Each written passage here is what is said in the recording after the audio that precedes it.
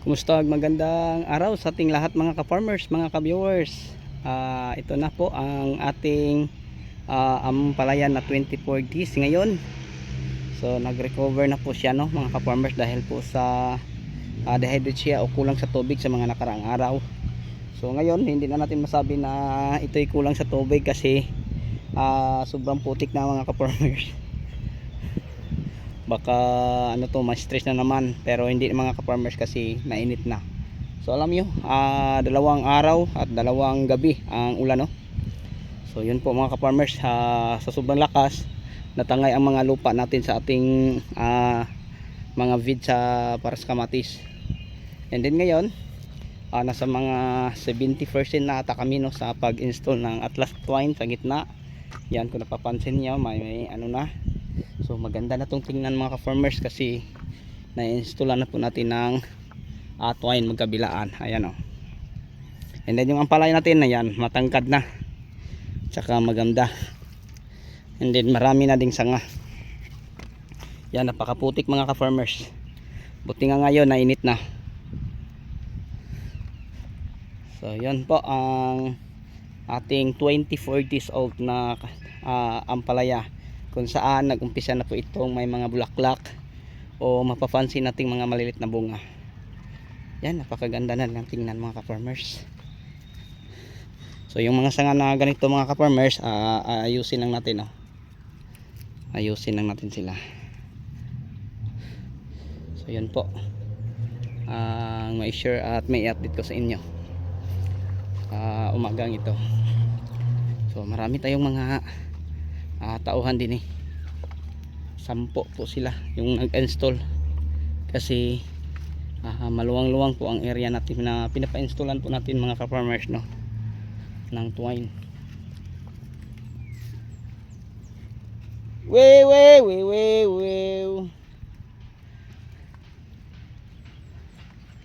Yan. So ganito na sila kaganda, malalapad na ang kanilang dahon, mabilis lang nakaka-recover. Yan. So abangan nyo, mga ka-farmers, ang susunod namin gagawin din pagkatapos, no, mag-install ng Atlas twine sa gitna. So nahagisan na po natin ulit to, o nalagyan na natin to ulit ng ipot ng manok, kaso lang inulan ng malakas, no, 2 araw at 2 gabi dahil sa bagyo o pressure, mga ka-farmers. Yan. So ganito na kaganda ang ating ampalaya na 24 days old. Ang variety po nito ay mestiza. So sa lahat na nagtatanim ng mga mestiza, nauna po tayo, no, mga 10 araw o 2 linggo. So pag makaharvest tayo din, mga ka-farmers, mga 4 na harvest, marami ng mga nagseleksyon. Yan. Maganda na, oh, kahit saan tayo lumingon. So pantay ang tangkad nila o ang taas nila. So kagandahan nito, mga ka-farmers, may mga napapansin na tayong mga ganito, oh, malilit na bunga. Yan. So ngayon tuloy-tuloy pa din ang aming pag-install, no, ng Atlas twine. So ngayon, mga ka-farmers, samahan ninyo akong mag-ikot para maipapakita o maipasilip ko sa inyo.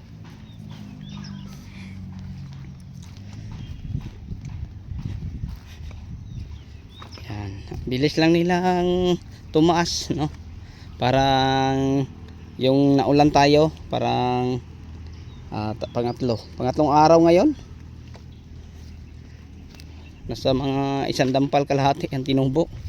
Ang bilis lang, kasi yung nakarang araw parang ganyan lang, ngayon bigla lang, mga ka-farmers, oh. Parang dito lang nasa mga 1 dampal ang tubo, no, sa 3 araw. Ang bilis lang. So yun po, pag once na mahagisan na natin to uli ng lupa sa puno, mga ka-farmers, share ko lang po sa inyo, magkakaugat ito uli. And then pag once na magkakaugat na po ito,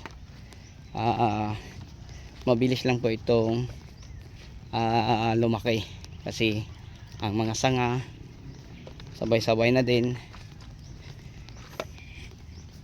So yun po, ito natangay mga ka-farmers ang lupa na ano sa tubig ba ng ulan. Kaya tambakan natin para hindi malalanta, mainit na.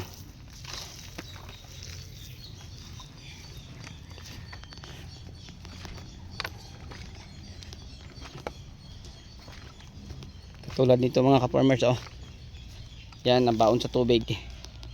Lanta, na hold ang oxygen. Nasa mga isa dampa lang lalim. Yan.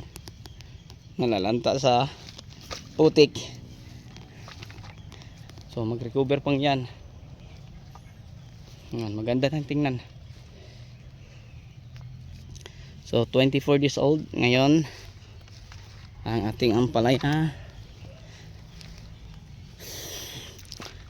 Siguro maasahan natin itong matapos na itong mga ka-farmers, no? Ang pag-install namin ang Atlas Flat Twine.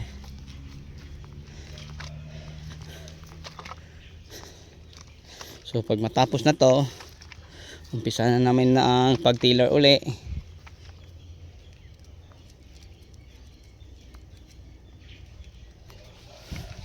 Para makapagtambak na kami o makapaghagis ng lupa sa puno. So yun ang mga gagawin namin din eh. So itong aking linya mga ka-farmers na dinadala. Kaso lang dahil ako'y nagsain para sa tanghalian ngayon, hinto ako.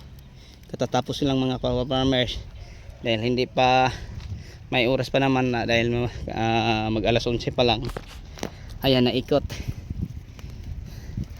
at mag-install uli. So pinagtulong-tulungan na namin ang mga gawain din eh.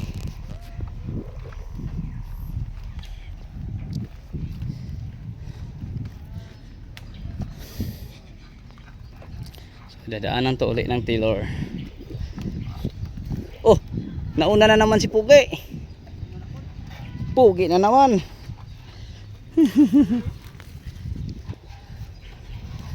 La, habol ang kuya.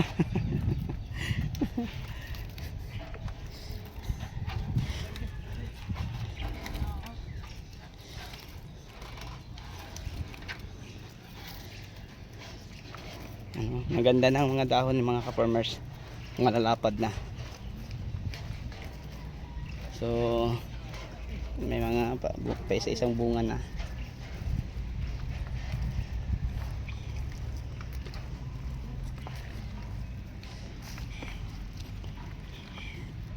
Yan.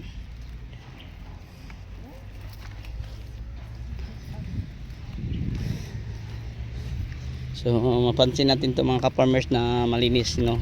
Tapos namin to mahagisan ng lupa sa puno. Kasi yung mga damo at bagong sibol ng mga damo ay mawawala din. Pati yung mga damo sa puno ng ating apalaya mawala din. Yan ang aking twine nakalambitin.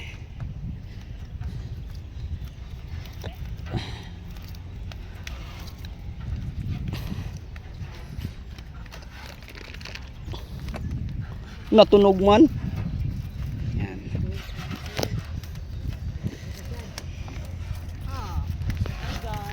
Hi guys. Welcome to my vlog. So yan ang aming ampalaya. Napakagandang tingnan na. 24 days. Tuwang-tuwa na ako kasi may mga maliliit ng bunga.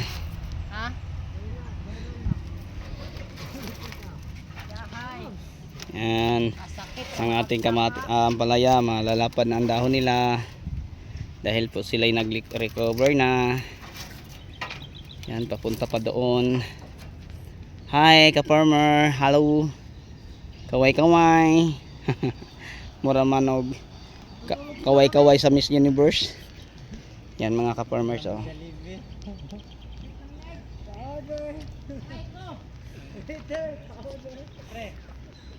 Okay, so yan lang siguro ang may sure, no? At may update ko po sa inyo sa araw ito. Hanggang dito na lang po. Bye bye and God bless. So happy watching. So kung sa lahat na may mga katanungan, paki-comment na lang po, no, mga ka-farmers, para mabigyan natin ng kasagutan ang inyong mga tanong. Okay, yun lang po siguro. Bye bye and thank you.